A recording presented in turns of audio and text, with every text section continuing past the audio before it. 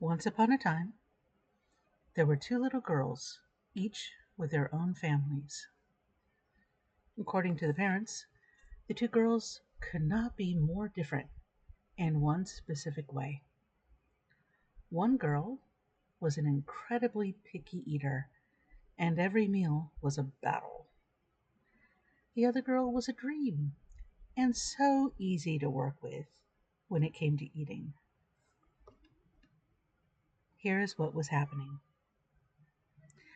The first girl wouldn't eat anything. She refused food and was willing to go hungry. She was obstinate and willful, and the parents worried for her now in being able to be a fit adult in the future. She demanded cinnamon on something before she was willing to even try a bite of it. The parents struggled to get her to expand her options. It was a fight, and everyone was losing. Cinnamon or nothing.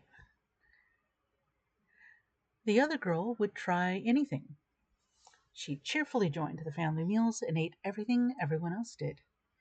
It was simple and easy to have her in new situations. All the parents had to do was add a little dusting of cinnamon on something if the girl asked for cinnamon. Both families were part of a study that looked at how the girls were the same or different from each other. It was a twin study. The girls were identical twins, adopted away from each other. They had the same tastes. They had the same tummy. What was different was their parents' attitude about working with the girls. Is the cinnamon the answer or a curse? Is cinnamon unreasonable or the solution? Needing cinnamon wasn't the choice. The reaction to the need for cinnamon was the choice. Where is the need to sprinkle some cinnamon in your life? People are complex. Nature versus nurture versus environment is a whole thing. This is a parable. It's based on some actual twin studies, which are dodgy science in a lot of ways, that I acknowledge. All those stories about twins marrying people with the same first name? Did we ever do population studies to find out if the rate of incidence was the same or higher than any other two people with the same gender, birthday, and general looks?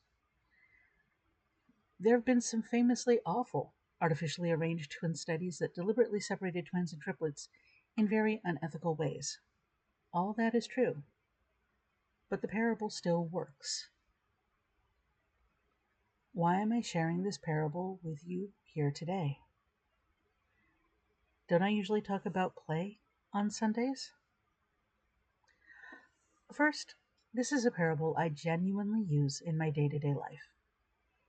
If something is a struggle, it's a good shorthand to remind me. Would this be made better with something to act like cinnamon? Why am I not doing that yet? Is it tradition or pride or something else? And how can I help myself or others? If someone else is doing something that looks irrational to me, I can learn from it, or I can put my worry down by hand-waving the oddness as a form of cinnamon. This parable helps me be at peace and be happier. But also, this parable works very well with play being an innate internal thing. The experience of play, the mindset, the practice, the expression, the experience is ultimately personal. While there can be broad commonalities about all of that, like a runner's high, or the way major key feels in music, or the dopamine hit of clearing a level on a game. Each person is having their experience. It's good to remember to honor that individuality. Why do some people like church? It's their cinnamon. Why do some people like board games with 10 separate decks of cards? It's their cinnamon. It's our choice to see individual needs in the greater experience as difficult or easy. Do we ban cinnamon from the house? Or do we keep a shaker of cinnamon in our purses? Thank you for joining me today.